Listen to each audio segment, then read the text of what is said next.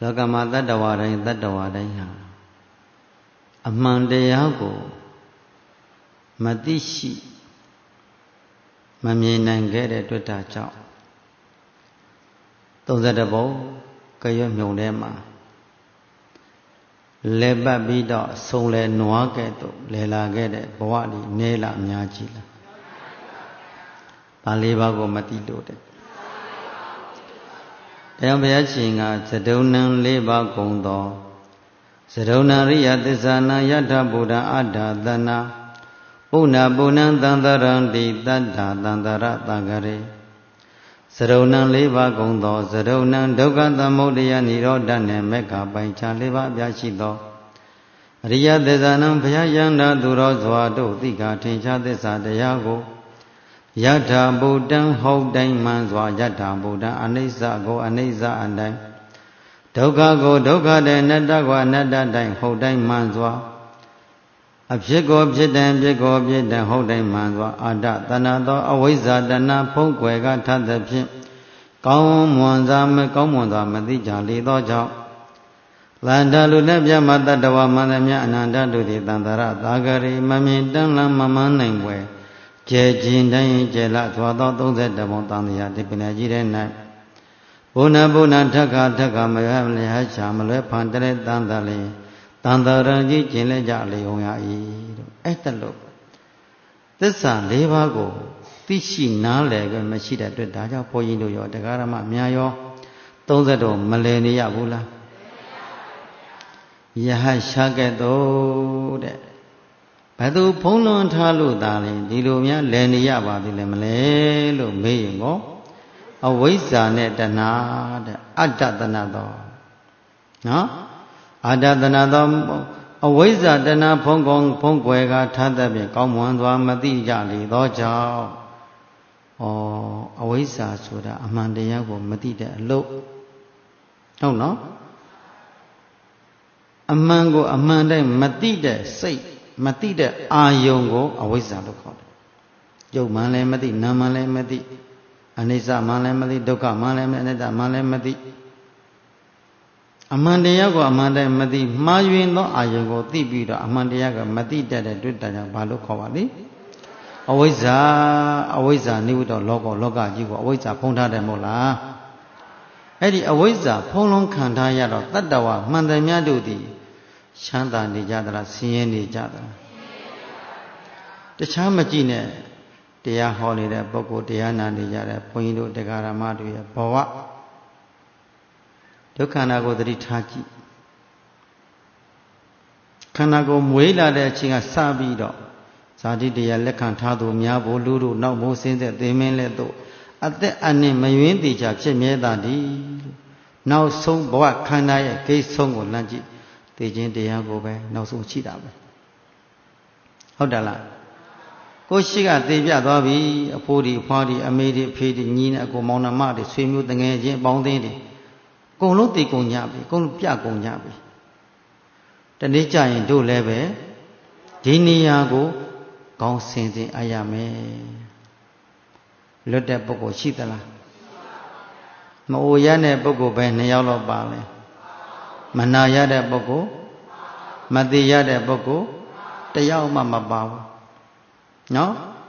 မွေးဖွားလာပြီးအိုဝဲနဲ့ပရိသန်လေးဇာတိရလာတဲ့ပုဂ္ဂိုလ်ဟာဇရာဗျာတိတွေနောက်ကတကောက်ကောက်နှိမ့်ဆဲပြီးနောက်ဆုံးမှဗျာတိရဲ့ယောဂဝေဒနာနှိမ့်ဆက်ပြီးနောက်ဆုံးသေဝဲဝင်ကြရတယ်မဟုတ်လားဒါဘာယသူတိုင်းရဲ့လမ်းစဉ်ခန္ဓာလမ်းစဉ်လေဒါကြောင့်မလို့သာလေဒီခန္ဓာလမ်းစဉ်ခန္ဓာနယ်ပယ်တွေကလွတ်ရကျွတ်ရရဖို့အတွဲဆိုပြီးတော့ဘုရားမြတ်စွာကပါ၄ပါးကိုသိအောင်ကြိုးစားခိုင်းတယ်သစ္စာ၄ပါးကိုသိဖို့နော်ဘုန်းကြီးတို့ပါဝင်တရားဓမ္မတွေအကုန်ပေါ့တို့ဟာဒီတရားတွေမသိလို့ဘာဖြစ်နေကြဆင်းရဲနေကြနော်ဘာဖြစ်နေကြရတာဆင်းရဲနေတယ်ထိုင်နေတောင်မှခန္ဓာဟိုကဖောက်ပြန်တရားဖောက်ပြန်ပြတော့အိုးညာလိုက်ထားဒါလိုက်တာကျင်တာကြိုက်တာတော့ကြပိုက်တဲ့အောင်တဲ့လာပြန်ပြီးတော့ခေါင်းဒီမူးနေပြန်ပြီး ခါရီကအောင်းနေပြန်ပြီဒုစစ်တိကဘာဖြစ်နေပြန်ပြီစသည်အားဖြင့်မနှိမ့်စစ်နေဘူးလားဒီနေ့လဲနှိမ့်စစ်နေတယ်ကြာလေများနှိမ့်စစ်လာမယ်ပဲဘာဖြစ်လို့နှိမ့်စစ်ခံရရတယ်ကံကစီမံထားတာကိုဘာစီမံထားတာကံဤစီမံချက်ကပြိုရကအိုရကနာရမို့လားနာခြင်းတရားကိုပြည့်လို့လွတ်ပါမှာခံနေကြရတာအားလို့ကြည်တာဒါကြောင့်မလို့ဉာဏ်မျက်လုံးလေးတက်ကြည့်ရင်လောကကြီးကြောက်เสียကောင်းတယ်တဲ့နောက်လေနော်တန်တရဘယရှာရပါမှာအမျက်မပြလေပန်းလေရှိသောတန်တရဘေးကြီးကိုဇာနံတော်တိသောပုဂ္ဂိုလ်ပတန်တော်မြင်သောပုဂ္ဂိုလ်သည်ဘဝသာဂရံဟောအလွန်လျာကျယ်ပြန့်လာသောဘဝဒီဟုသောသမုဒ္ဒရာနေပယ်ထဲမှာနေရတိထုတ်ဆောင်ရ၏ဘဝကြီးဟာအန္တရာယ်များတယ်ဒီခန္ဓာကိုယ်ကြီးဟာဘေးဆိုးတွေများနေတဲ့ဘဝပဲတနည်းအားဖြင့်သမုဒ္ဒရာထဲမှာလှေလေးတစ်စီးဟာအနှဲငယ်လာပေါ်ပြီးတော့ပဲကလာရေဝင်ဥကလာရေဘေးတွေကလှိုင်းဓာလေးဓာလေးတပ်ပြီးနေတဲ့လှေငယ်လေးတစ်စီးကြည့်ကန်းလဲမမြင်လမ်းလဲမမြင်ဖြစ်နေတဲ့လှေလေးအဲ့ဒီထဲမှာငမန်းတွေငဆင်းတွေမိเจ้าကောင်ကြီးတွေကလည်းလိုက်လိုက်ပြီးဒုက္ခပေးနေတယ်ဘယ်လောက်ကြောက်မဲ့ဘွယ်ကောင်းတယ်လေလှေငယ်ဇောနဲ့တင်ငယ်မျောနဲ့များမကြခင်သူ့ဘဝဟာစရိရမယ်အချိန်ရောက်နေတဲ့လှေသမားလိုပဲဒီနေ့တရားဟောတရားနာဘုန်းတို့တရားဓမ္မတွေဘဝ30ပုံဒီသမုဒ္ဒရာထဲမှာမျောနေတယ်နော်ဘယ်မှာမျောနေတယ်လူဘဝလူခန္ဓာဒီဟုသောလှေလေးစီးပြီးတော့ဒီနေ့ဘယ်ကမ်းရောက်မယ်ဆိုတာမသိဘူးနားလဲတယ်နော်သူတော်ကောင်းတရားတွေကိုမကျင့်မကြမအောင်မထုတ်မိသူတော်ကောင်းတရားတွေပေါ်မှာသိအောင်မကြိုးစားမိဘူးဆိုရင်တော့ဟောအပယ်လေးပုံငရဲပြီးကမ်းရောက်မယ်တရိษံဘဝတွေအတုရကဲဘဝတွေကြောက်စီရကောင်းတဲ့ဒုက္ခရိဘဝတန်တရာနယ်ဘက်ကိုတကြော့ပြန်လေရအောင်မယ်ဒါသစ္စာမသိရခြင်းရဲ့အပြည့်ဟုတ်တယ်လားအမှန်တရားတွေကိုအမှန်တည်းသိရှိခွင့်မရသေးတဲ့ပုဂ္ဂိုလ်မှန်တယ်များတွေတန်တရာလမ်းခီးသည်ပြောစရာလားကြောက်စရာလားကြောက်စရာကောင်းတယ်တဲ့ဒါပေမဲ့ကြောက်เสียကောင်းတယ်လို့သိတဲ့ပုဂ္ဂိုလ်နဲ့မသိတဲ့ပုဂ္ဂိုလ်ရှိသေးတယ်နော်ဘုရားရှင်ဟောမျက်စိမှနေကြတဲ့ကသင်္ခါရုပပတ္တိသုတ်တံဆိုတာသုတ်တံတကူရှိတယ်ဇေတဝန်ကျောင်းမှာသတင်းသုံးတော်မူစဉ်တုန်းကယဟန်ပရိသတ်ဘိက္ခုနီမပရိသတ်အမျိုးသားအမျိုးသမီးပရိသတ်၄ပါးတို့ကိုဟောမိန်တော်မူခဲ့တဲ့တရားလောကမှာဉာဏ်မရှိတဲ့ပုဂ္ဂိုလ်နဲ့ဉာဏ်ရှိတဲ့ပုဂ္ဂိုလ်ခရီးသွားတယ်ပေါ့နော်ဉာဏ်မရှိတဲ့ပုဂ္ဂိုလ်ရဲ့ခရီးသွားနဲ့ဉာဏ်ရှိတဲ့ပုဂ္ဂိုလ်ခရီးသွားခြင်းမတူတတ်လမ်းခရီးသွားခြင်းမတူတဲ့ဗါတယ်လေပြန်ပြောပါဦးကောင်းစည်းလေးနှလုံးသွင်းလိုက်နော်ပြန်ပြောပါတယ်လေခရီးသွားခြင်းမတူသွားတော့သွားနေတယ်နော်အလုံးတန်ត្រာခရီးသွားတွေကြီးပဲဟုတ်တယ်လားအလုံးခရီးသွားနေတဲ့ပုဂ္ဂိုလ်ကြီးပဲသွားတော့သွားတယ်တဲ့ဒါပေမဲ့လို့လည်းပဲဥတည်ခြင်းမတူဘူးနော်တူရဲ့လားတယောက်နဲ့တယောက်ဥတည်ခြင်းမတူဘူးနော်အဲ့တော့သွားတဲ့ပုဂ္ဂိုလ်ထဲမှာတဲ့နှစ်မျိုးပဲရှိပါတယ်တဲ့ဘုရားကဘယ်နှမျိုးရှိတယ်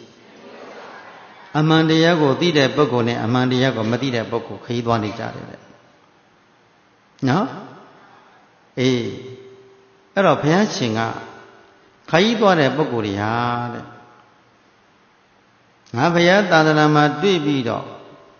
အတိတရားလေးတွေကိုတော့ကုသိုလ်စိတ်ကလေးတွေရောပွားများတတ်ပါတယ်တဲ့ဘယ်လိုကုသိုလ်တွေပွားများတတ်တယ်လဲဆိုတော့သူတို့တဏ္ဍာထဲမှာသတ္တဒါနံသီလဒါနံဟောစာကဒါနံသုတ္တဒါနပညာဒါနံဘုရားရှင်ကယဟန်တို့အဲ့ဒီခရီးသွားတဲ့ပုဂ္ဂိုလ်တွေဒီဘယ်လိုရရှိနေပါလေပါလာကြတယ်လို့ပြီးတရားတရားနဲ့ပြည့်စုံကြပါတယ်။ဘာနဲ့ပြည့်စုံလဲ။တရားတရားနဲ့ပြည့်စုံတယ်သီလတရားနဲ့ပြည့်စုံတယ်စာကပိကံဆွန့်ကျင်လူတန်းခြင်းနဲ့ပြည့်စုံတယ်။သုတ္တတရဆိုတဲ့ဘဟုတုရနေနဲ့လည်းပြည့်စုံတယ်တဲ့ပြီးတော့ပညာလည်းပြည့်စုံတယ်။အဲ့ဒီပညာဆိုတဲ့နေရာမှာလောကီပညာနဲ့လောကုတ္တရာပညာနှစ်ခုရှိတယ်။နားလည်တယ်နော်။အဝိဇ္ဇာဖုံးလွန်ခံထားရတဲ့ပုဂ္ဂိုလ်ဟာကြတော့လောကီပညာလို့ခေါ်တယ်။အဝိဇ္ဇာဖုံးလွန်မခံရတဲ့ပုဂ္ဂိုလ်ကြတော့လောကုတ္တရာပညာလို့ခေါ်တယ်။ကျန်တို့အဲ့ဒါလို့အမှန်တရားတွေကိုမှန်တယ်မသိသေးဘူး။သစ္စာလေးပါးကိုမမြင်ကြသေးတော့ပုဂ္ဂိုလ်တို့သည်တရားတော်ရှိပါရဲ့။သီလလည်းရှိပါရဲ့။စာကလည်းရှိပါရဲ့။သုတ္တလည်းရှိရဲ့။ပညာရှိပါရဲ့။ဒါပေမဲ့သူတို့သည်တဲ့ကုသိုလ်စိတ်တွေကိုပွားများပြီးတက္ကလာလူချမ်းသာကိုတောင်းတဖြစ်တယ်။ညချမ်းသာကိုတောင်းတဖြစ်တယ်သရုမာတဲ့တောင်းလာယာမတုတ်တိရနေမနရိပရိဏတဝဒဝတိဆိုတဲ့နတ်ပြည်6ထက်တွေကိုတောင်းတယ်။နတ်ပြည်နလောကဆိုတာချမ်းသာတယ်ဘာမှလှုပ်เสียကြိုင်စားမရှိဘူး။ဒီဘမှာကုသိုလ်တွေမန္တမြတ်တွေဟိုမှာသက်ကောင်းသက်သာနဲ့စားစရာစားလို့စားလို့တောက်လို့ရရောဘာမှပူဇော်နေစရာမလိုဘူးလှုပ်ရှားကိုင်းစားမလိုဘူးပရိသပင်ကခူးစားလိုက်ရုံပဲဆိုတော့သဘောတွေသိကြပြီးတော့အဲ့ဒါအာယုံလေးကိုဘဝတောင်းတာပြီးတော့လူဘလူနတ်ချမ်းသာလေးချင်းဖန်ခံစားပြီးတကလားတစ်ဆင့်ပထမဇန်လေးရအောင်ကြိုးစားလို့ဗျမဘဝဒီကိုတောင်းတာအဲ့ဒီပရမေဇဒုတိယဇာတသုဒ္ဓဇာပိစမေဇာစတဲ့ဇန်ဒီဇန်ဆင့်ဆင့်ဒီနဲ့ဗြဟ္မဘုံအလွန်တရားကြီးကျယ်လှသွားသောချမ်းသာလှသွားသောကိုရောင်ကိုဝါတို့ဖြင့်အလွန်တရားထွန်းလင်းတောက်ပတဲ့ဗြဟ္မဘဝကိုတောင်းတပြီးတော်နေကြလျက်စေတတို့စေတမိတို့ဤကဲ့သို့သောတဲ့နတ်ဘဝနဲ့ချမ်းသာပြောင်းဗြဟ္မချမ်းသာလေးချမ်းသာအသီးသီးကိုတောင်းတာတော့မရဘူးလားရတယ်ဘာဖြစ်လို့လဲမေသူတို့ကတရားတရားရှိတယ်လေတရားတရားနဲ့ပြည့်စုံတယ်သီလတရားနဲ့ပြည့်စုံတယ်စာကပေကံစွန့်ကြမှုနဲ့ပြည့်စုံတယ်တရားဓမ္မတွေကိုတဲ့သုတ္တသရတဲ့တရားတို့ပြည့်စုံတယ်ပညာနဲ့ပြည့်စုံတဲ့ပုဂ္ဂိုလ်တွေဟာဘဝတောင်းတတာရတယ်တောင်းတပြီးကြိုးစားကိုရတယ်သို့တော်လေပဲတဲ့ဘယ်လောက်ပဲဘုံဘဝတွေကိုလူချမ်းသာဖြစ်ဖြစ်နဲ့ချမ်းသာပြမချမ်းသာဖြစ်စီဘဝခန္ဓာကိုရပင်ရညတ်တော်လည်းပဲရတဲ့ဘဝခန္ဓာမှန်တိုင်းမှာတို့သစ္စာဖွင့်လိုက်ပါဦးဒုက္ခသစ္စာနဲ့စီစဉ်နေဘယ်လောက်ပဲခံစားနေရပဲညာတော့လည်းပဲသူတို့မိုးလာရဘူးလားမနာရဘူးလားနောက်ဆိုသုတိတိကြကနီးမှာခန္ဓာကိုယ်အဝတ်တွေနွန်းနေလာတဲ့နတ်ပြည်မှာမပြောတော့ဘူးသဘင်တွေဖြူတဲ့ပုံစံပြတ်သွားချတယ်အဲ့တော့မှနှလုံးမသားလည်းဖြစ်ရတဲ့ဘဝစရတော့ဗျာတိနေစိတ်နော်ပြမလည်းအဲ့လိုအချိန်တန်လို့ရှိရင်ကံဒီကုန်ကွန်းတဲ့အခါကျတော့မသိရဘူးလားဘာဖြစ်လို့ကံပေးထားတဲ့ခန္ဓာဒီဟုတ်တယ်လားကံကြောင့်ရရှိထားသောခန္ဓာတို့မိဒီမှာအိုဘွယ်နှွဲရမယ်နာဘွယ်နှွဲရမယ်ဒီဘွယ်နှွဲရမယ်လမ်းမဆုံးသေးဘူးညားလည်းပြီနော်လမ်းဆုံးမလားတန်ត្រာထဲမှာလောကီပညာရက်တွေလောကီစိတ္တိလောကီကုသိုလ်ကံတရားတွေတခုကိုအောက်ကိုပြီးတော့ဘုံဘဝတွေကိုတောင်းတပြီးတဲ့ပုဂ္ဂိုလ်မှန်တယ်များတို့သည်ဘုံဘဝတော့ရပါရဲ့သို့တော်လည်းပဲအိုးမဆုံးသေးဘူးအနာလည်းမဆုံးသေးဘူးအသေးလည်းမဆုံးသေးဘူးခဏခဏလူသိကုံတွေယုံတည်တဲ့ကိုမြင့်တဲ့သာလာရသာစာညာအကိုရဲ့မောင်ရဲ့ညီရဲ့ညီမရဲ့ဆိုပြီးတော့ငိုကြွေးပြီးတော့သူသည်ငါဖို့ငါသည်သူဖို့ပြီးတော့နေကြရလိမ့်မယ်သင်္ခါရနယ်ပယ်ထဲမှာမလွတ်မြောက်နေတဲ့ပုဂ္ဂိုလ်တွေဒုက္ခအဆုံးရောက်အောင်ယုံမထွက်နေတဲ့ပုဂ္ဂိုလ်တွေလောကမှာဘဝတမ္ပါတိဘောဂတမ္ပါတိတွေပဲတောင်းတာပြီးလောကစည်းစိမ်လေးတွေကိုရမိုးပြီးတော့နေတဲ့ပုဂ္ဂိုလ်တွေလောကစည်းစိမ်ဥစ္စာတွေပမာတက်မဲ့နဲ့တဲ့ပြီးဘဝကိုတက်မဲ့နဲ့တဲ့နေတဲ့ပုဂ္ဂိုလ်မှန်တယ်မှတို့ရဲ့သံတရာကြီးသည်တဲ့အိုနာတိထပ်အောင်မယ် နားလည်ပြီနော်ပြီးတော့မှဘုရားရှင်ကထပ်ပြောတယ်ယဟန်တို့အကျင့်ပုဂ္ဂိုလ်သည်တရားတရားနဲ့ပြည့်စုံ၏တတ္တသံပတ္တိသီလသံပတိလသံပတ္တိသာဂသံပတ္တိသုဒ္ဓသံပတ္တိပညာသံပတ္တိချက်သားချက်သမီးတို့တချို့တွေဟာတရားတရားနဲ့ပြည့်စုံတယ်ယုံကြည်မှုတရားတရားတွေနဲ့ပြည့်စုံနေတယ်သီလတရားတွေ၅ပါးပြည့်စုံလေခါဝပစုကဲ့သို့မြဲမြံပြီးတော့ခါကာလလောသောဥပုသ္တိသီလကိုစောင့်ထိန်တတ်တယ်ဒီကံစွန့်ကြဲမှုကဝါသနာအများကြီးပါတယ်ဘုသူဒ္ဓတွေတရားတော်မြတ်ကိုလည်းနာယူမှတ်သားလေးရှိတယ်ဉာဏ်ကလည်းပဲတန်ត្រာကြီးကိုဘေးလို့မြင်တတ်တဲ့ဉာဏ်လည်းပါတယ်အဲ့ဒီပုဂ္ဂိုလ်ဟာတရားတရားကလည်းထက်တန်းကြတဲ့တရားတရားသီလတရားတွေကြည်လိုက်ပြန်တော့မကျွတ်မပေါက်မပြောက်မကြားသောသီလစာကတရားကလည်းဘယ်တော့မှနောက်မဆုတ်တဲ့စာကပြီးကံစွန့်ကြဲမှုအားကောင်းတဲ့တရားဓမ္မတွေကလည်းအမှန်တရားတွေသစ္စာတရားတွေအမြဲမှနာယူလေ့ရှိတယ်ဉာဏ်ကျွတဲ့ဆိုတဲ့စွမ်းအားကလည်းဟောဒီခန္ဓာကိုယ်ကြီးကိုဒုက္ခအဆုံးကိုယုံထွက်လို့တဲ့သဏ္ဍာန်တွေရှိတယ်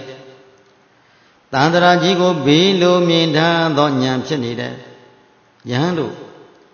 ဤကဲ့သို့သောပုဂ္ဂိုလ်တွေတတ္တသီလသုဒ္ဓဇာကပညာဆိုတဲ့အင်အား၅ပါးတို့ပြည့်စုံလျက်ရှိသောပုဂ္ဂိုလ်သည်ဤခန္ဓာကိုယ်ကြီးကိုဒုက္ခသစ္စာကိုမြင်ထားခြင်းကြောင့်သမုဒယသစ္စာကိုပယ်ရမယ်တရားလို့ကိုယ်တိုင်ကပယ်တတ်နေခြင်းကြောင့်မေကဘာဝနာတတ္တိတရားတို့ကိုချိန်မှမြတ်စွာပွားများလာသည်ရှိသောအာသောတရားတို့ရဲ့ကုန်ခန်းရာဖြစ်သောမဖို့နိဗ္ဗာန်ကိုတောင်းတလာတယ်ကာမသဝဘဝသဝဒိဋ္ဌအဝိဇ္ဇာသဝဆိုတဲ့အာသောတရား၄ပါးလို့ကုန်ကျင်တဲ့စိတ်တွေပေါ်လာတယ်ဟုတ်တယ်လားဒီကာမသဝရှိလို့ဆင်းရဲနေတာကာမဂုဏ်အာယုန်ဒီပေါ်မှာငါအာယုန်ညွတ်နေလို့လှန်စုခံထားရသောသမင်္ဂလေးတကောင်လို့မြတ်ကြီးခံရသောသမင်လေးတကောင်လည်းပဲကိုမြတ်ကြီးခံသမင်လေးလှုပ်လိမ့်ပြီးသားလားမြတ်စိတ်တွေဒဏ်ရာတာကျက်တို့ပဲအလုံးတာလှုပ်လိမ့်ကဒုက္ခရောက်နေလေသောသမင်ငယ်ကလေးကဲ့သို့ပဲဒီဘာမဟုတ်တဲ့ဘဝဓမ္မတဏ္ဍစာလေးကိုအာယုန်တစ်ခုကိုအစိတ်နဲ့တွေ့တဲ့အာယုန်လေးတစ်ခုကိုငါတော့ပဲဆွဲမဲ့မင်းကျမိခြင်းကြောင့်တန်ត្រာတခြားလုံးငါသည်အိုမဆုံးနာမသို့သေးမဆုံးနေဖြစ်ခဲ့တယ်ဝါရည်တွေ့လို့မကုန်နောက်တဲ့တပံဒီအာယုန်လေးပေါ်မှာမစွန့်နိုင်ဘူးဆိုလို့ကြီးငါဘဝသည်နောက်တဲ့တပံဒီလိုဆိုးဝါလာတော့ခန္ဓာအင်ကြီးရပြီးတော့ငါးပင်တိုင်းအင်ကြီးကိုရပြီးတကားလားအော်ဒီငါးပင်တိုင်းအင်ကြီးဟာလောကရန်လေမောင်းလောင်းတိုက်ပြီးတော့ပြိုလဲပြီးတော့သေပွဲတွေဝင်ရမယ်အထက်တပါတကားလို့သိမြင်ထားတဲ့ယောဂီပုဂ္ဂိုလ်သဘောပေါက်ထားတဲ့ယောဂီပုဂ္ဂိုလ်သည်ဘာကိုတောင်းတလာသလဲလို့မေးတန်ត្រာကထွတ်မြောက်လို့တဲ့စိတ်တွေခဏခဏပေါ်နေတဲ့ဘယ်စိတ်တွေပေါ်နေတယ်ထွတ်မြောက်လို့တဲ့စိတ်မဉ္ဇဉ်ပုံညာရလို့တဲ့စိတ်အိုခြင်းဒုက္ခကိုမလိုခြင်းနာခြင်းဒုက္ခကိုမလိုခြင်းသိခြင်းဒုက္ခတွေမတွေ့ခြင်းတဲ့စိတ်တွေပေါ်လာတယ်ဒီဘတခန္ဓာတော့ငါပြည့်လို့မလွတ်တော့ဘူးနောက်တပံဧကဲ့သို့ဆိုးဝါလာစွာသောတောက်ွယ်မရောက်ွယ်ညီကောင်မောင်နှမကွယ်ပြီးတော့သိခြင်းစုနဲ့သိရတဲ့ဘဝကြီးကိုနောက်တပံငါမရချင်တော့ဘူးနောက်တပံဘဝခန္ဓာရမှကြောက်တယ်တန်ត្រာကြီးထဲမှာအတိမ်ပံများစွာတွေ့ရမှကြောက်တယ်စိတ်ကပေါ်နေတာနော်ဒီစိတ်ကဘေးလို့မြင်နေတာကိုဘဝကိုဘယ်လိုမြင်ထားတယ်ဘေးသင့်ထားတဲ့ခန္ဓာကြီးပဲလို့မြင်ထားတယ်နော်တန်ត្រာဘယံတန်ត្រာကြီးသောဘေးကြီးကိုဘိတွာကြောင်းရုံတုံလုံးကြကုန်သောယောဘလောအကျင့်တတ္တသီလသုဒ္ဓဇာကပညာဆိုတဲ့ကုသိုလ်၅ပါးတို့ပြည့်စုံလျက်ရှိသောအမျိုးကောင်းသားအမျိုးကောင်းသမအမျိုးကောင်းသမီးသည်အာဒနာမိမိကိုယ်ကိုဘယံဘေးဟု၍စနိတိဇာနိယတမြင်ရ၏လောပုဂ္ဂလောတောပုဂ္ဂိုလ်သည်တန်တရဘယံ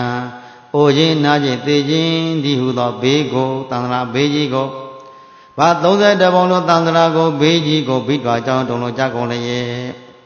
နိဗ္ဗာန်တဲ့ဟောဒီဘေးမရဲ့နေရာဒါနကိုဘာဖြစ်တဲ့ယေတိဆုတ်ထုတ်ဆောင်နေရီထုတ်ဆောင်ရဤဝါတောင်းတရဤဒီခန္ဓာကိုယ်ကြီးကိုဉာဏ်မျက်လုံးနဲ့တတ်ထိထားတဲ့ပုဂ္ဂိုလ်တရားတရားနဲ့ပြည့်ဝတတ်တဲ့အမျိုးသားမျိုးသမီးသီလတရားနဲ့ပြည့်စုံတဲ့အမျိုးသားမျိုးသမီးစာကပိကံစွန့်ကြဲမှုနဲ့အားရှိနေတဲ့မျိုးသားမျိုးသမီးတုတ္တတရဆိုတဲ့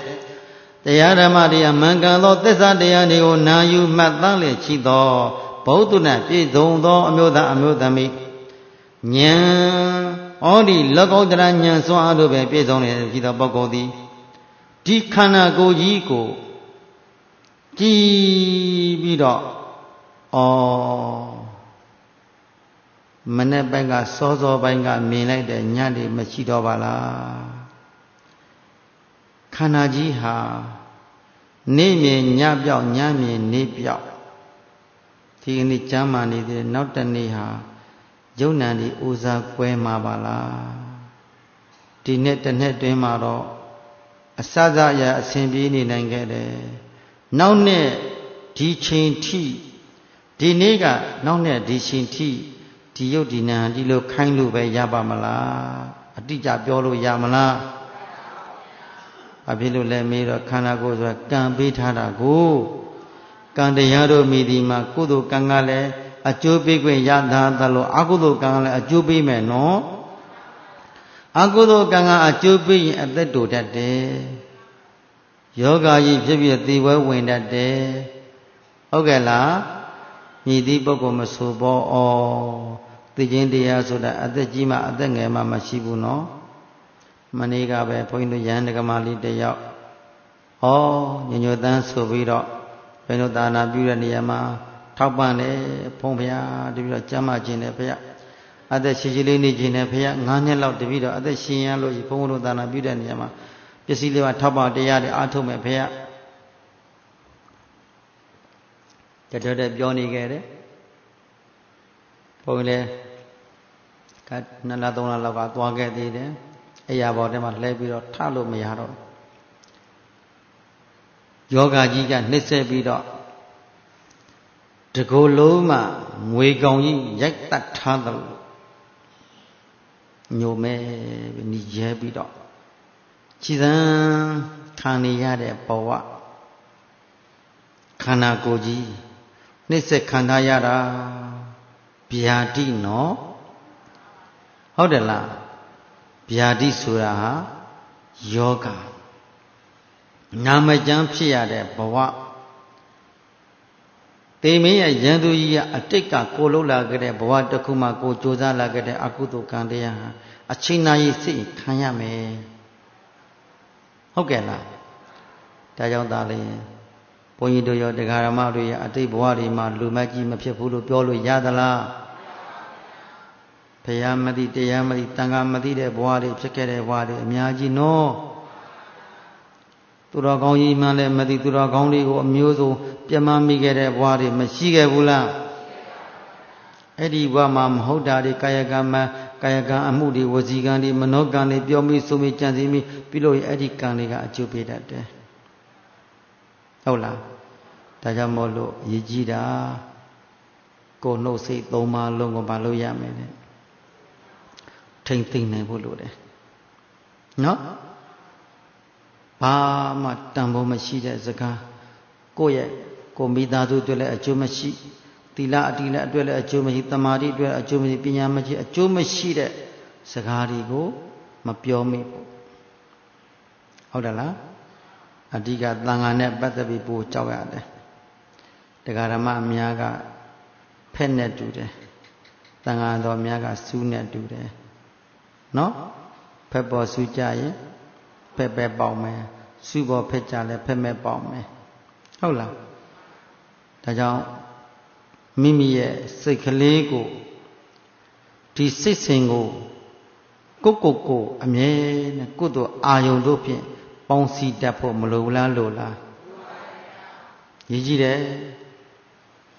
ကိုယ့်ရဲ့ဘဝလွတ်မြောက်ရဲ့တဲ့လမ်းကလေးတွေရောက်ဖို့ထွတ်မြောက်တဲ့လမ်းမပေါ်ရောက်နေဖို့နားလဲတယ်နော်ယုံကြည်ချက်မှန်ဖို့လို့တယ်နော်တခါတည်းကြာရင်ပုထုဇဉ်တဘာဝလူတွေဟာတန်တရားမျက်လုံးလေးနဲ့အမျိုးစုံကြည့်တတ်တယ်နော်ကိုယ်စရိုက်အတန်တရားမျိုးမျက်လုံးနဲ့အမျိုးစုံကြည့်တတ်တယ်အမှန်လားသမီးမှားမလားမသိမဟုတ်တာတဲ့ကြောက်ချက်ကြည့်လို့ကဲကိုယ့်အတွက်ဘာအကျိုးရလဲနော်ကော်ဖီတစ်ခွက်မတော့ရပဲနဲ့အာကုသူတွေအပယ်လေးပုံရောက်မဲ့ကံဖြစ်သွားရောရှင်းရလားဒါကြောင့်မို့လို့မြည်သည့်ပုဂ္ဂိုလ်မဆိုရမ်းဖြစ်ဖြစ်လူဖြစ်ဖြစ်စိတ်ကိုဘာလို့ဖို့လိုရတယ်ပြင်ထားဖို့လိုတယ်နော်ဘာလို့တတ်ဖို့လိုတယ်ပြင်ထားဖို့မအာယုန်နဲ့ရောက်အောင်ပြင်ထားဖို့လိုတယ်မညာပူညာအာယုန်တဲ့ရောက်အောင်နော်စိတ်မှာမညာပူညာအာယုန်ရောက်ရင်ဘယ်သူမှဘယ်သူအပြစ်မမြင်တော့ဘူးနော်ဘယ်သူမှအပြစ်မမြင်တော့ဘူးအော်သူလန့်သူသွားမယ်ကိုလန့်ကိုသွားမယ်နော်မဆိုင်ဘူးဘဝကိုရွေးချယ်တဲ့ဆိုတာသူတစ်ပါးရွေးချယ်လို့ရသလားကိုယ့်ဘဝကိုရွေးချယ်တာကောင်းအောင်လဲမကောင်းအောင်လဲအဲ့ဒီတော့အကောင်းဆုံးရွေးချယ်ရမှာကဘု து အဆုံးမနဲ့ဒါပဲပေါ့တရားဓမ္မတွေလောကကြီးဟာဘာတစ်ခုမှစိုးပိုင်စရာမရှိဘူးဟုတ်တယ်လားမိမိတဲ့အာကိုးစရာဘာတစ်ခုမှမရှိဘူးဆိုတာသဘောပေါက်လိုက်ဘု து အာကိုးတယ်ကြည်သားအာကိုးစရာလောကမှာဘယ်လိုရှိတယ်မရှိဘူးနော်တရားဓမ္မတွေမိဘတွေအာကိုးနေခဲ့တယ်မေဖေဒီကိုစောင့်ငယ်ပြီမြေဒီကြာမြေကြောက်ပေါက်တစ်ခါတပေါက်ပေါက်ကိုမြေအလုံးလိုက်လုံးလိုက်ပြုတ်ထွက်တာအာကိုရမှားခဲ့တယ်နော်နောက်ဆုံးကိုယ့်ရဲ့ဇနီးမယားသမီးသားတွေလင်းတွေမိသားစုတွေကိုအာကိုလိုက်တာဒိုင်းဆိုတယောက်ခွဲခွာသွားပြီအိုးရင်ခွဲတာကြာမနဲ့ခံစားလိုက်ရတာအာကိုရမှားတာကိုဟုတ်တယ်လားနောက်ဆုံးကိုထင်ကြီးနေသေးတယ်မမျောလင်းမဲ့ဒိုင်းနေယောဂကြီးတို့ဖြစ်တော့မှအော်ငါမှားပါဗလားငါဘသူအာကိုရမလဲငါဘသူအာကိုရမလဲအာကိုရခြာကြည့်လိုက်လောကကြီးအာကိုစရာရှိလားဘုရားရှင်ခြာတာလေးကိုကြည့်နော်အဲ့ဆိုဘုရားရှင်ဗောဓိမာနမှာစိတ်ကြောင်းညောင်မိန်အောင်မှာတရင်သုံးတော်မူစဉ်တော့ငါလောကကြီးမှာဘသူအာကိုရမလဲလို့သူမစင်စားဘူးလားလူလောကနေပယ်ထဲမှာကြည့်တယ်ဘုရားအာကိုရမယ့်ပုဂ္ဂိုလ်တရားမှမရှိဘူးနတ်လောကထဲမှာဇရုမာရတောင်ရာမှာတုတ်တိတာနေမပရဏိဝတ္တဝရီနတ်ပြည်6ထပ်ကြီးတရားမှမရှိဘူးဘုရားအာကိုမယ့်ပုဂ္ဂိုလ်ပြမ20ကြီးပြည့်လိုက်ပြန်တော့တရားမှအာကိုစရာမရှိဩငါအာကိုရမယ့်ပုဂ္ဂိုလ်တရားမှမရှိပါလား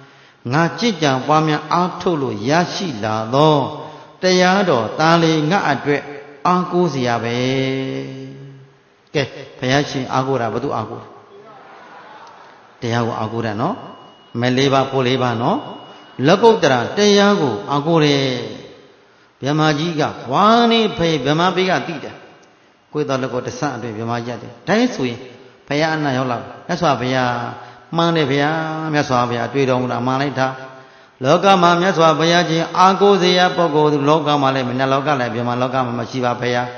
မြတ်စွာဘုရားကျင့်ကြံပွားများအားထုတ်လို့ရရှိလာတော့သောတာပတ္တိမညာဘုံညာတရားကမညာပဲအနာဂတ်မညာဘုံညာအရဟတမညာဘုံညာဒီဟုသောနိဗ္ဗာန်ဒီဟုသော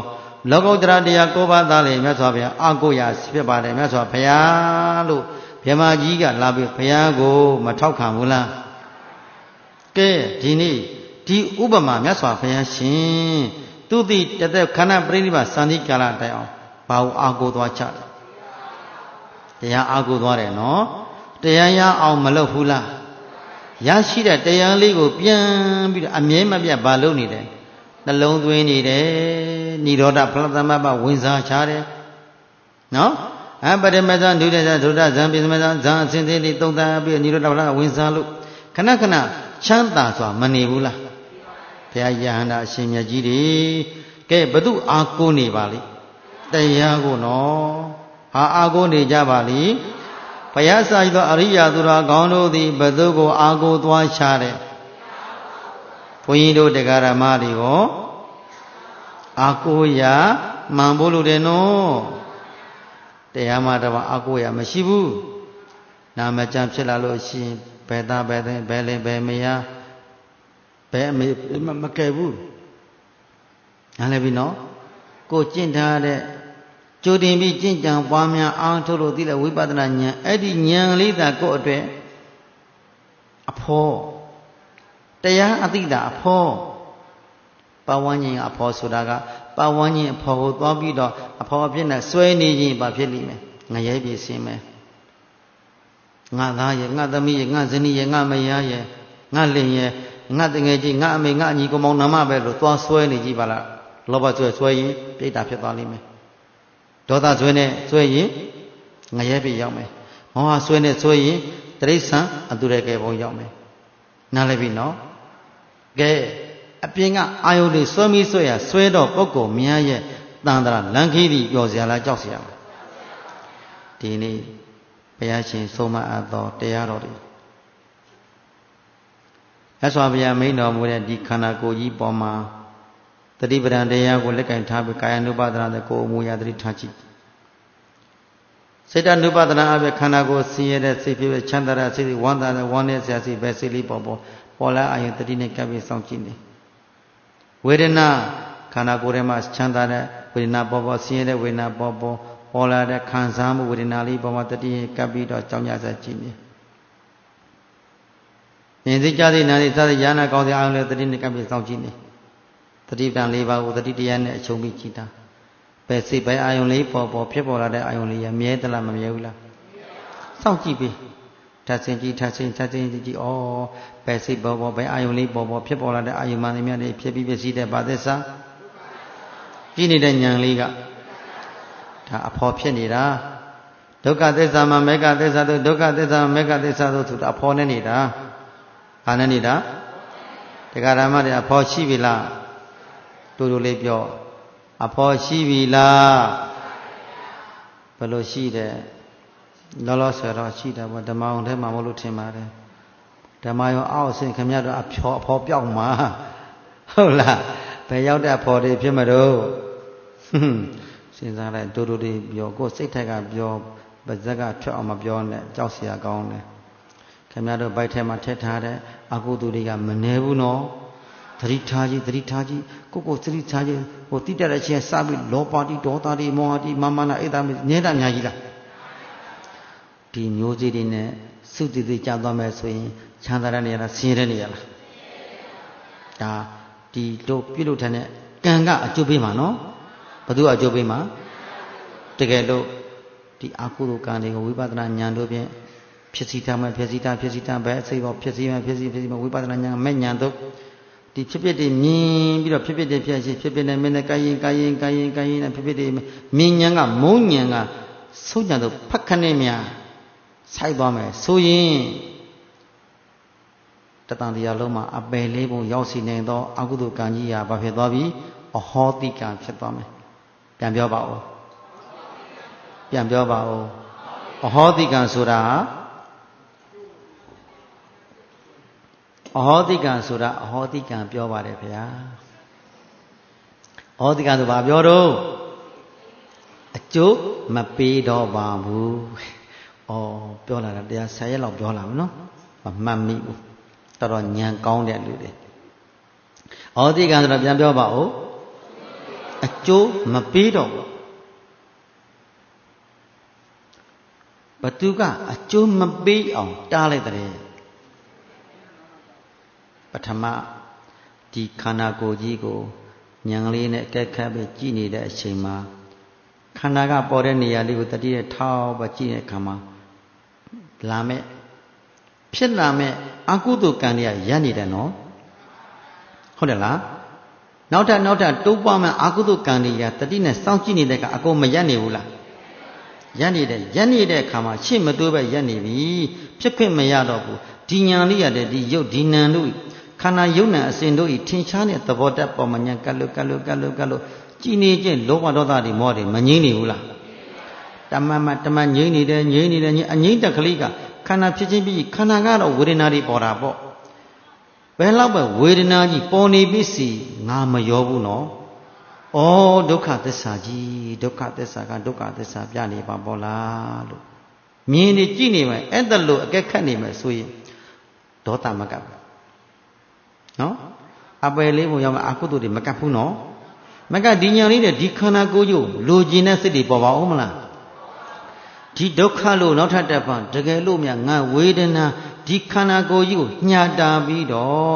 အလိုလိုက်နေမယ်ဆိုနောက်ထပ်ခန္ဓာရမယ်ခန္ဓာရရင်ဒီထက်မကဆိုလိမ့်မယ်ဒါသုက္ကတိဒုက္ခသစ္စာမို့လို့ဒုက္ကတိဘုံတွေကိုတရားသိမရှိငါဒုက္ကတိဘုံရောက်သွားမယ်ဒုက္ကတိဘုံရောက်ရင်ဒီလိုတရားတွေနာဖို့တရားအစစ်မှန်သောတရားကိုသိဖို့လွယ်ပါဦးမလားတတန်တရားလုံးသွားပါပြီတောင်းဖွဲ့ကောင်းတဲ့ဘဝတွေမှာတန်တာတကြော့ပြန်ပြီတတန်တရားလုံးမှာလည်းအဲ့ဒီဘုံထဲမှာကြားခဲ့တဲ့ဘဝတွေအများကြီးနော်နောက်တဲ့ဒီမှာတရားတွေမေ့လျော်ပြီးတော့နေမိနေရနေသွားပြန်တော့လေဒီကံတွေကသွားမယ်လို့သိလိုက်တဲ့အတွက်ကြောင့်ဝေဒနာကိုသိခံပြီးကြိုးစားတော့တာပဲကြိုးစားပြီးနေနဲ့မှတ်နေတာရဲ့အမှတ်ခံရင်တစ်ခုပဲရှိတယ်ဖောက်ပြန်ပြီးတော့ဆင်းရဲနေတဲ့တစ်ခုကြည့်နေတဲ့တစ်ခုနှစ်ခုတည်းနော်ဒုက္ခမေကဆင်းရဲနေတာကဒုက္ခသစ္စာတိနေတာလေးကမေဃသစ္စာဒုက္ခသစ္စာမေဃတွဲနေပြီအဲ့ဒါကိုမလို့ချင်းမမြင်ချင်းမမှတ်ချင်းဒီစိတ်ကိုလွတ်ထွက်ကျင်လာတဲ့ဒီဆင်းရဲတဲ့ဒုက္ခကြီးကိုမတွေ့ကျင်တော့ဘူးဒီဝေဒနာမှလွတ်ထွက်လို့တဲ့စိတ်တွေခဏခဏပေါ်ရင်ဉာဏ်တတ္တိရတက်ဖြည်းဖြည်းဆောင်သိပြီးတော့နုညံ့နဲ့ဖတ်ဆိုရင်သင်္ကတလောကဆုံးပဲအသင်္ကတနဲ့ဒီဖြစ်ဖြစ်နေတဲ့သဘောတွေဖတ်ခနဲ့ရပ်သွားတယ်ဆင်းရဲခြင်းတရားတွေရာရေအိုးတောင်ရှိုးလိုက်ပြီးတကယ်တော့ဖြတ်ဆိုရင်ရပ်သွားတတ်တယ်အေးကြည့်တာကလားခန္ဓာဒုက္ခကိုမြင်ဖို့လိုတယ်ဖြစ်ချင်းလက္ခဏာကိုမြင်ဖို့လိုတယ်မြင်ရင်မုံညာကကိုယ်လုံးမဟုတ်ဘူးနော်မုံညာကစက္ကန့်မဲ့နဲ့မုံညာကဆုံးညာကိုမြန်သွားတတ်တယ်မြင်ဖို့ကအရေးကြီးတယ်နော်ခန္ဓာဖြစ်ချင်းလက္ခဏာကိုမြင်ဖို့သာအရေးကြီးတယ်ဒုက္ခသစ္စာကိုမြင်ပြီးမုံညာပြီးပေါ်ပြီးဆုံးညာတို့ကမြန်သွားတတ်တယ်ဒါကြောင့်မို့လို့ယောဂီများခဏလို့ပြောရတယ်ယောဂီတို့နည်းနည်းသိခံပါခဏဒုက္ခကိုသိခံတတန်တရားလုံးရဲ့ဒုက္ခကိုငဲ့ပြီးတော့ဒီခုဒုက္ခလေးသိခံပြီးကြိုးစားကြတခဏဒုက္ခကိုမငဲ့ကြနဲ့တတန်တရားလုံးရဲ့ဒုက္ခကိုငဲ့ပြီးကြိုးစားကြဘာကြောင့်လဲဆိုဒီဒုက္ခဟာဘသူကပြတာတရားပြန်မှာထာဝရကပြတာမဟုတ်ဘူးနော်ဂေါတမဗုဒ္ဓကလာပြတာလည်းမဟုတ်ဘူးနော်ဘသူကပြနေတာခန္ဓာကပြနေခန္ဓာဆိုတာကံပေးထားတဲ့ကံတွေကအကုသိုလ်ကံတွေကပြတာကိုဆင်းရဲနေပြီဆိုလိုက်ကြလိုက်ပဲအဲ့တော့အတိတ်ကငါအကုသိုလ်တွေအများကြီးတတ္တဝါတွေညှင်းဆဲခဲ့တာကိုအမျိုးစုရိုက်တက်ခဲ့တာကိုအဲ့ဒီအကုသိုလ်ကံကတူသောအကျိုးကိုပေးတယ်လို့ဆိုတော့စေတသိက်တတိတံပါကောင်ငါဒုက္ခတွေသူတစ်ပါးတွေဒုက္ခပေးခဲ့လို့ဒီခန္ဓာကိုယ်ကြီးကကံကပေးထားတဲ့ဒုက္ခဖြစ်နေတာပဲဒီဒုက္ခကိုကနေထုတ်မယ်ဟဲ့ဒီဒုက္ခကလွတ်ထောင်ကြိုးစားမယ်ဟဲ့လို့သဒ္ဒါတတ်ကိုမမွေးရဘူးလားဝရိယတတ်ကိုမမွေးရဘူးလားဉာဏ်တတ်ကိုမမွေးရဘူးလားအဲ့ဒါလို့သရဝရိယတတိသမารိပညာတတ်ကလေးကိုငွေးပြီးတော့ကြိုးစားပါများလာတဲ့ယောဂီပုဂ္ဂိုလ်တယောက်ဒီတရှိန်ချိန်မှာပန်းတိုင်ကိုရောက်သွားမယ်နားလည်ပြီနော်အာကိုရောက်သွားမယ်ပန်းတိုင်ကိုရောက်ဖို့အတွက်ဘသူအကြောင်းကိုကောင်းကောင်းမြင်ပါမှခန္ဓာအကြောင်းနားလည်ပြီနော်အဲ့ဒီခန္ဓာအကြောင်းတွေမြင်ပန်းများလာသည်ရှိသောနောက်တဲ့တည်းမှာဒီခန္ဓာကိုယ်ကြီးကိုလိုချင်တဲ့စိတ်တွေပေါ်မပေါ်ကြည့်ဒီဓမ္မစကြာထဲမှာဘုရားရှင်ကခန္ဓာရဲ့အကြောင်းကိုမြင်ပြီဆိုလို့ရှိရင်ねရူပသမိတ်နိဗ္ဗာန်တတိဒီယုတ်ဒီနံဒီခန္ဓာကိုယ်ကြီးကိုဖြစ်ချင်းတွေမြင်မှန်များလာတဲ့ယောဂီပုဂ္ဂိုလ်တယောက်တွေယုတ်တရားကိုဘာဖြစ်လာလဲညင်ငွေလာတယ်ရူပသမိတ်နိဗ္ဗာန်တတိဝေဒနာယဘိနိဗ္ဗာန်သင်္ခါရသမိတ်သုဘိနိဗ္ဗာန်ဝိညာဏမနိဗ္ဗာန်တတိနေဗိတံဝိရိစတိညင်ငွေပါများရင်ဝိရိစတိဟောလွတ်ထွက်ကျင်လာတယ်ဝိရာဂဝိမုစတိတတ်မဲ့နှစ်သက်စရာဘုံဘဝတွေပေါ်မှာတတ်မဲ့နှစ်သက်မှုစိတ်တွေမရှိတော့ဘူးနော်ဝိရာဂဝိမုတိဝိမုဒ္ဒတမေဝိမုဒ္ဒမတိညာဏဟောတိခိနာဇာတေဥဒိနာပြပါစပြီးကိစ္စဝိမုဒ္ဒတမေဝိမုဒ္ဒမေတိညာဏဟောတိလို့ဆိုလိုက်ကြတဲ့ကောကလွတ်ထွက်သွားပြီ ဝိမုတ်တိတဲ့လွတ်မြောက်သွားပြီတော်ကောင်းနေဝိအထူးအပြင်မုတ်တိလွတ်မြောက်သွားပြီအထူးလွတ်မြောက်သွားပြီတန်တရာတက်ကလွတ်ထွက်သွားပြီဥနာတိရက်သွားပြီဒီပုဂ္ဂိုလ်အတွက်ဘာဒီကိုမြင်ခဲ့လို့လဲလို့မြင်ရင်ဒီယုတ်ဒီနာဒီခန္ဓာ၅ပါးကိုနံပါတ်1ပါသစ္စာမြင်ရဲ့ဒုက္ခကိုမြင်တယ်ဒုက္ခကိုမုန်းတယ်ဒုက္ခဆုံးသွားတယ်နော်နံပါတ်1ပါမြင်တယ်ဘာဒုက္ခမြင်ခန္ဓာဒုက္ခဘယ်သူဒုက္ခဒီနေ့တရားဓမ္မတွေခန္ဓာတရားနာနေတဲ့အချိန်ဒီခန္ဓာကိုယ်တရားမှတ်တဲ့အချိန်မှာခန္ဓာကိုယ်ကြီးအချိန်မှများတော့မပြနေဘူးလားဒုက္ခလို့ပြတာဒုက္ခလို့ပြလားချမ်းသာတယ်ပြောလားဆင်းရဲတယ်ပြောလားဆင်းရဲတယ်ကြီးမင်းခန္ဓာကြီးဒီမှာကြီးမင်းခန္ဓာဆင်းရဲတယ်ဒီမှာကြီးသားဒီမှာကြီးသားဒီမှာကြီးသားလို့ခန္ဓာအေးလားပါတိကလည်းမပြနေဘူးလားသူပြတာလေးကိုသိခံပြီးမကြည်သင်ဘူးလားသိခံမကြည့်ရမယ်နော်ဟာငါမခံနိုင်ဘူးဆိုပြီးတော့ခံသာအောင်ခံနိုင်အောင်ရွှေ့ပြောင်းလှုပ်ရှားနေမယ်ဆိုရင်လွယ်ပါပြီသာသနာတွင်အသိနဲ့လွယ်မယ်ဒါကြောင့်မလို့ဒါလည်းစွန်တော်ဆရာတော်ကြီးမိန့်တော်မူတဲ့စကားလုံးလေးမခံသာမှန်ပါပြီဒီတရားတဲ့ခံသာလေးတန်တရာကြောမှာမျောကြအများမခံသာမှန်ပါပြီဒီတရားမခံသာဘူးဆိုတော့မှန်ပါတယ်တဲ့တကယ်ဆင်းရဲပါတယ်တကယ်အလုံးအလုံးပင်မနာတော့မှန်ပါတယ်သို့တော့ခန္ဓာအောင်လှုပ်လှုပ်နေမယ်ဆိုရင်ခန္ဓာကိုညာနေမယ်ခန္ဓာကိုတွဲတာနေမယ်ခန္ဓာကိုနာမကျင်မှာကိုင်းမှာဟောဖောက်ပြန်မှကြောက်ပြီးတော့ဟိုလှုပ်ဒီလှုပ်တဏှာခိုင်းတာလှုပ်နေမယ်ဆိုတန်တရာကြောမှာမျောကြမှာအများတဲ့ကြောမှာမျောပြီးရောဟေးမင်းတို့မျောလိမ့်မယ်တဲ့နားလဲတယ်နော်တကယ်တတ္တဓိပတိတရားတွေသရတရားဟာအဓိပတိခြေတန်းရောက်ထားတော့သူတော်ကောင်းကြီးများလို့ဒီဇွဲလုံးဝရိယတင်ပြီးတော့ခန္ဓာကိုမခိုင်းသွားဘူးလားခိုင်းသွားတယ်နော်တို့တရားဓမ္မတွေကြတော့နည်းနည်းလေးခိုင်းရင်ဘာဖြစ်တယ်ညာကြီးတွေနည်းနည်းလေးရလာပြီအပါခေါင်းတွေခါထုတ်လာလားဟုတ်လားမခံရဖြစ်လားငါနောက်ဆုတ်တော့မှထင်တယ်တိုက်ပွဲမှာငါကြားဆုံးတော့မှထင်တယ်တိုက်ပွဲမှာဆင်နွှဲနေတာဉာဏ်နဲ့တဏှာနဲ့ခန္ဓာကိုယ်အလူနေတာတဏှာကလည်းလှုပ်ဖို့ရွှေ့ဖို့ပြောင်းဖို့ဖြစ်နေတာဉာဏ်ကလည်းမရွှေ့နဲ့မပြောင်းနဲ့မပြောင်းနဲ့မလှုပ်နဲ့ကဲခန္ဓာကိုယ်ကိုလူနေတာနော်တဏှာကလည်းလူတယ်ဉာဏ်ကလည်းလူတယ်ကဲတဏှာချုံးပေးသလားဉာဏ်ကအချုံးပေးသလားများသောအားဖြင့်ဘသူကအချုံးပေးလို့ဘသူကအနိုင်ရသူကအနိုင်ရတယ်သူဆိုတာအဟွာကိုပြောတာပေါ့ဟုတ်လားခန္ဓာကိုယ်ကြီးကိုလေဒုက္ခပေးနေတာအဲ့ဒီမောင်တဏကရောင်ချာနဲ့ဘုန်းကြီးတို့ဘဝတရားဓမ္မတွေဘဝကအနာကပ်ပြီးတော့ရင်ဝင်ပေါ်မှာလာလေမှီလိုက်ပြီဆိုမှပြင်တရားဓမ္မတွေရောဘုန်းကြီးတို့မညာခြင်းဘူးလားနည်းနည်းလေးညာခြင်းလားတဲ့နည်းနည်းလေးနော်နည်းနည်းရွာစီလို့ရှေ့တော့ကလေးတည်းနည်းနည်းလှုပ်ကြည့်လိုက်အောင်ခါရနည်းနည်းလေးလောက်ဒါမှမဟုတ်ဟိုဒူးလေးတွေနည်းနည်းလေးမှကြည့်လေလေးနည်းနည်းဝင်လို့ရှိရင်နေကောင်းတယ်လှုပ်ဖို့ဟုတ်လားအဲ့ဒါကြောင့်လေလေးနည်းနည်းလေးဝင်လိုက်လို့ရှိရင်အေးသွားတော်သေးတာပေါ့ငါနည်းနည်းသက်သာဟောဝေဒနာပြီးလာပြီးဆိုရင်ယောဂီများကသက်သာအောင်ဘယ်လိုလုပ်ရကောင်းမလဲဒါပဲဖြစ်တာငါနည်းနည်းသက်သာအောင်ဘယ်လိုများကောက်ွယ်မလဲဝေဒနာကိုဘယ်လိုကောက်ွယ်ရကောင်းမလဲဒါပဲစဉ်းစားလာတယ်နော်ဝေဒနာအပြုတ်တော့အိုးပေတော်မှနောက်မဆုတ်ဘယ်တော့ခမှမလုံးမချက်ပြဇံမင်းတို့အကောင်လာဇံမဝေဒနာရေဆိုပြီးတော့ဝေဒနာကိုစိန်ခေါ်တဲ့ပုဂ္ဂိုလ်ကနဲတယ်အပြုတ်တိုက်နေတဲ့ပုဂ္ဂိုလ်ကနဲတယ်အချုံးပေးတဲ့ပုဂ္ဂိုလ်ကများချတယ်ဒါကြောင့်ဘုန်းကြီးတို့ကအခုလိုရက်ကလေးတွေရက်ရှည်ရှည်လေးကိုအချိန်ယူဖို့အတွက်သစ္စာဘုရားကယဟန်တို့ဘုရားမိန့်တော်မူတဲ့တတိပဋ္ဌာန်တရားနိကြကြ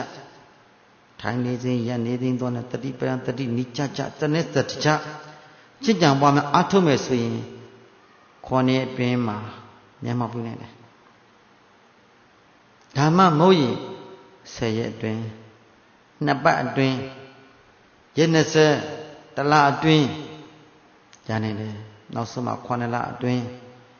နောက်ဆုံးကွာတဲ့တေခါနီးမှာလည်းဒီတရားကိုရရှိနိုင်တယ်နားလည်တယ်နော်အရှုံးမပေးတဲ့စိတ်ကိုတော့အမြဲတမ်းမွေးထားရမယ်ဟုတ်ကဲ့လားအရှုံးမပေးတဲ့စိတ်တက်ကလေးကိုမွေးထားသောပုဂ္ဂိုလ်တို့သည်ဘယ်တော့ခါမှအောက်တန်းကျတဲ့ဘဝကိုမရောက်ဘူးနော်ဟုတ်ကဲ့လား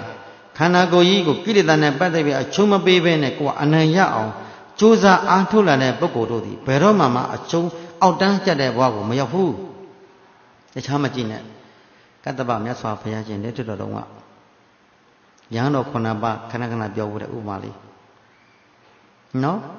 သာသနာမှာယဟန်တော်တွေကယဟန်တန်ဃာတော်တွေဝိနည်းသိက္ခာပုဂ္ဂိုလ်ဖြစ်စီလာကြသီလတွေလည်းလုံခြုံအောင်မဆောင်ကြတော့ဘူးသမာဓိတရားကိုလည်း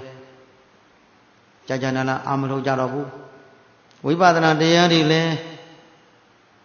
မကျင့်တော့ဘူးဧကစကားဒါတွေနဲ့ပဲဒီထိုင်လာကြတဲ့အခါမှာတကယ်တရားရှိတဲ့ယဟန်တော်9ပါးတရားပညာတရားတွေပြည့်ဝတဲ့ယဟန်တော်9ပါးတို့သည်တိုင်ပင်ပြီးတော့ငါရှင်တို့ကတ္တဗဘုရားရှင်သာသနာတော်ကြီးကွယ်ပါတော့မေဒါကြောင့်မို့လို့တပည့်တော်တို့သည်ဘုရားရှင်ဆုံးမတရားတော်မြတ်ကိုအသက်ဆွမ်းသားပြီးအားထုတ်ကြပါကုန်စို့ဟိုဘက်တောင်တက်ကြရအောင်တောင်မြင့်ကြီးကိုအဲ့ဒီမှာຫນွယ်တန်းကြီးရှိတယ်ຫນွယ်တန်းကြီးကိုသူတို့လေကားလို့ဆင်းတဲ့သွားကြတယ်ဒီရတော့မစင်းစတန်းတော့ကဲပြန်တတ္တိမရှိတော့မတက်နဲ့တတ္တိရှိမှတက်9ပါးတတ္တိရှိနဲ့တခါတည်းတောင်ထိပ်ကြောက်သွားတောင်ပေါ်လဲရောက်တော့ຫນွယ်တန်းကြီးအကိုဖြတ်ချက်လိုက်တယ်ຫນွယ်တန်းရှိရင်ဝိရိယရော့ပြီးပြန်ဆင်းခြင်းမှာဆိုလို့ຫນွယ်တန်းကြီးလေကားရှိနေရင်ပြန်ဆင်းခြင်းမယ်ပြန်ကြည့်ခြင်းမယ်နောက်မှလုံးဝနောက်မှဆုတ်တဲ့တတ္တိတွေအပေါ်ရောက်အားထုတ်လိုက်ကြတာကဲငါရှင်တို့စကားမပြောသလားအားထုတ်ကြရအောင်ဆိုပြီးတော့တပါးသောပုဂ္ဂိုလ်ကညဥ်ရအားထုတ်မိုးလင်းမိုးမလင်းခင်မှာယဟန္တာဖြစ်တဲ့အဘိညာဉ်နဲ့ဆွမ်းခံပြီးတော့ကိုတော်ဒီကျွေးမလို့လာတယ်အရှင်ဘုရားတပည့်တော်တို့အရှင်ဘုရားကုသိုလ်နဲ့အရှင်ဘုရားရတာအရှင်ဘုရားဖုံးဝေပါတပည့်တော်ဂတိကဝတ်မရှိဘူးအရှင်ဘုရားကုသိုလ်နဲ့ကိုဖုံးဝေပါတပည့်တော်လာမကျွေးပါနဲ့တပည့်တော်လည်းကိုယ်ကံတော်ကိုအားထုတ်ပါမယ်တပါးအားထုတ်နေမြောက်တဲ့နေ့မှာတပါးကအနာဂံဖြစ်ပြီးတော့အဘိညာဉ်ရ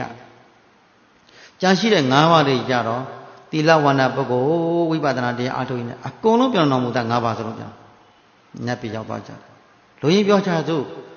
လူဘနတ်ဘအဲ့လိုငရဲပေမရောက်ပါပဲဒီကုသိုလ်လူဘနတ်ဘတွေခံစားတဲ့နောက်ဆုံးမှာဂေါတမမြတ်စွာဘုရားလက်တော်ကာလမှာသူတို့သည်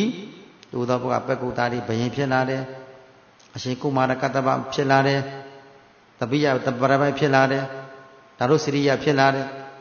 ဟုတ်တယ်နော်အဲ့ဒီလိုဖြစ်လာတဲ့အခါမှာအားလုံးလူရင်းပြောတော့ဘုရားရှင်ဂေါတမမြတ်စွာဘုရားလက်ထက်တော်မှာသူတို့ဒီအကုန်ယဟန္တာဖြစ်ကြနားလည်တယ်နော်ဘာကျေးဇူးတွေတိုင်းနေဝိရိယကျေးဇူးတွေဘာကျေးဇူးလုံလဝိရိယတင်ပြီးတော့အသက်နဲ့လှဲပြီးတော့ကျင့်သုံးတဲ့ပုဂ္ဂိုလ်မှန်တယ်များသူဒီတဘွားတော့ဆင်းရဲမှာပေါ့တသံတရားလုံးအတွက်ကတော့ဘယ်တော့မှမဆင်းရဲဘူးသူတော်ကောင်းလို့ဒါကြောင့်မလို့တတ္တိရှိသူတို့ရဲ့အောင်ပွဲအဲ့ဒါဘယ်လိုသူရဲ့အောင်ပွဲတတ္တိရှိသောပုဂ္ဂိုလ်များရဲ့အောင်ပွဲသည်မဲ့အတိတိဖို့တိတိမရဘူးလားအေးဒါကြောင့်မို့လို့တရားအတိတွေရတယ်ဆိုတာဟာသူတော်ကောင်းတို့ရေတတ္တိရှိရတယ်ဗျာဒါရှိရတယ်တရားတရားရှိရတယ်မဟုတ်လားအဲ့ဒီတရားတရားလေးဝိရိယတရားတွေရှင်းတဲ့အားထုတ်မယ်ဆိုရင်ဒီယုတ်တိတဒီခန္ဓာ၅ပါးကိုပါသက်စာမြင်မယ်ပါသက်စာကိုပယ်နိုင်လို့ပါသက်စာဝါကပါသက်စာဆိုင်မယ်အေးအဲ့ဒါလို့မက်ဆိုင်ဖိုးဝေနိဗ္ဗာန်ဝင်သွားမယ်ဆိုမဲ့အတိတိဖိုးတိတိရသွားမယ်ဆိုရင်တော့တရားဓမ္မတို့လောကမှာတို့သာသနာမှာလူဖြစ်ပြီပေါ့ဟုတ်လားဘသူဆုံးမကိန်းရင်အေးဘုရားရှင်ဆုံးမတရားတော်မြတ်ကိုမကိန်းကိန်းအောင်ပါလို့ရမယ်ကျင့်ရမယ်နော်အထုရမယ်နော်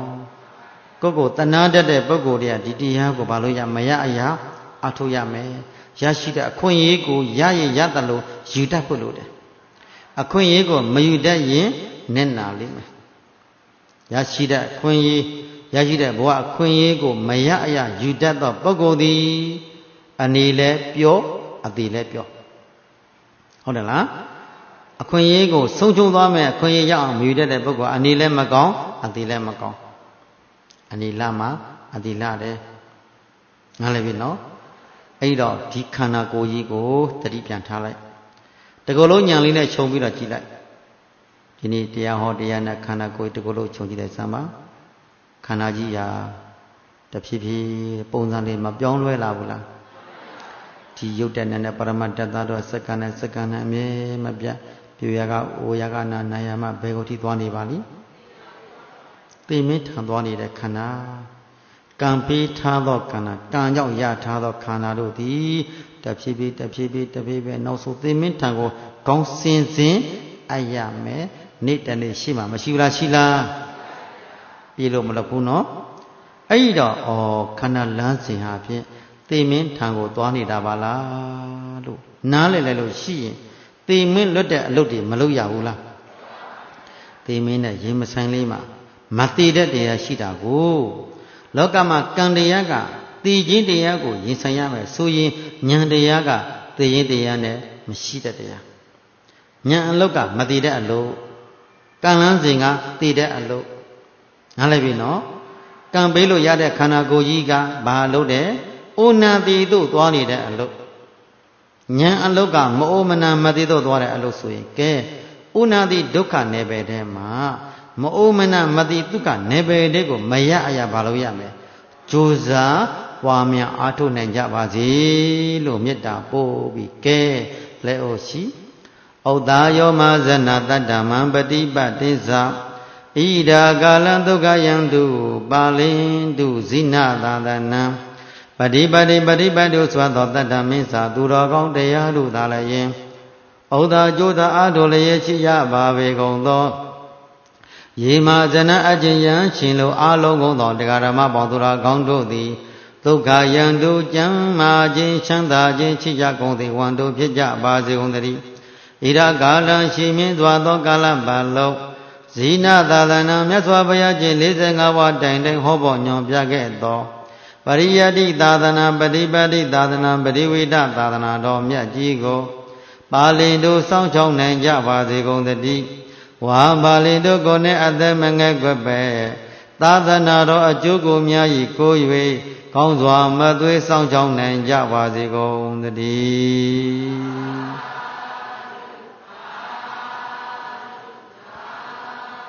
ကဲတလောကလုံးကိုမေတ္တာဖြန့်ဝေကြစို့မေတ္တာကမ္မထံစီဖြန့်ကြမယ်အထေယမညာသရဝါချမ်းသာကိုယ်စိတ်မြဲကြပါစေအန္တရာယ်ကင်းဘေးတွေရှင်လည်းငင်းချမ်းသာကြပါစေအောက်အယမမြာသရဝါချမ်းသာကိုယ်စိတ်မြဲကြပါစေအန္တရာယ်ကင်းဘေးတွေရှင်လည်းငင်းချမ်းသာကြပါစေနန္ဒာစကြဝဠာမြာသရဝါချမ်းသာကိုယ်စိတ်မြဲကြပါစေအန္တရာယ်ကင်းဘေးတွေရှင်လည်းငင်းချမ်းသာကြပါစေတရားဟောတရားနာမြာသရဝါချမ်းသာကိုယ်စိတ်မြဲကြပါစေအန္တရာယ်ကင်းဘေးတွေရှင်လည်းငင်းချမ်းသာကြပါစေပစ္စည်းလေးဖြာဒါယကချမ်းသာကိုယ်စိတ်မြဲကြပါစေ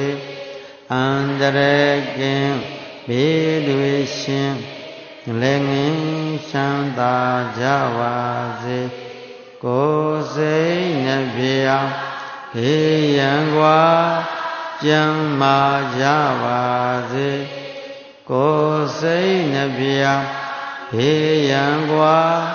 ချမ်းသာကြပါစေမေတ္တာနှလုံးကိုယ်စီသော ရွှင်ပြုံးကြပါစေမေတ္တာယံသူဒေါသမုအပူကင်းပါစေမေတ္တာရေချမ်းကိုယ်စီဖြင့်အေးချမ်းကြပါစေခန္ဒီနှလုံးကိုယ်စီသုံးရွှင်ပြုံးကြပါစေဒုမေတ္တာစွမ်းကဘာလွန်အေးချမ်းကြပါဒုမေတ္တာစွမ်းကဘာလွန်ငြိမ်းချမ်းကြပါစေဤသို့ပြုရာမြတ်ပေါင်းညာကြောင့်အမတခေမံဤနိဗ္ဗာန်ကိုဧကံထုတ်လျှောက်ရောက်စေသောယနေ့ယခုအာထုတမြတ်မြတ်ဘာကကိုမိဘဆရာမျိုးသားနှင့်ကိုမဆောင်ချက်ကိုဆောင်နကအရင်စ၍ခြိတမြအလုံးစုံဘုံ30တက်ဖြစ်ဖြစ်သမျှရှိရှိသမျှဝိနေယတို့ရကြပါစေပေငါဝေသည်မြတ်တွေသာတုခေါ်စေသောကုသိုလ်အမြတ်ယူတော်မူကြမှာကုန်လောပရိယာသူတော်ကောင်းတို့ဘောဇာအပ်သောမေတ္တာနှင့်ကျွန်ုပ်တို့အားထုတ်ရသောကုသိုလ်မှန်သမျှတို့ကိုဝမ်းမြောက်ဝမ်းသာစွာဖြင့်သာဓုသာဓုသာဓုကုသိုလ်အမြတ်ယူတော်မူကြမှာကုန်လောရိယာသူတော်ကောင်းတို့ဘောဇာအပ်သောမေတ္တာနှင့်ကျွန်ုပ်တို့အားထုတ်ရသောကုသိုလ်မှန်သမျှတို့ကိုဝမ်းမြောက်ဝမ်းသာစွာဖြင့်အာတုအာတုအာတုကုသိုလ်အမြတ်ယူတော်မူကြမှာကုန်လောပရိယာသူတော်ကောင်းတို့ဘောဇာသောမေတ္တာနှင့်ကျွန်ုပ်တို့အားထုတ်ရသောကုသိုလ်မှန်သမျှတို့ကိုဝမ်းမြောက်ဝမ်းသာစွာဖြင့်သာဓုသာဓုအလုံးကိုယ်စိတ်နဲ့ပြချမ်းသာချမ်းသာလို့တရားသဖြင့်တွတ်တည်ပြီးကိုယ်စီကိုယ်ငါမျက်မှောက်ပြုလွှဲနိုင်ကြပါစေ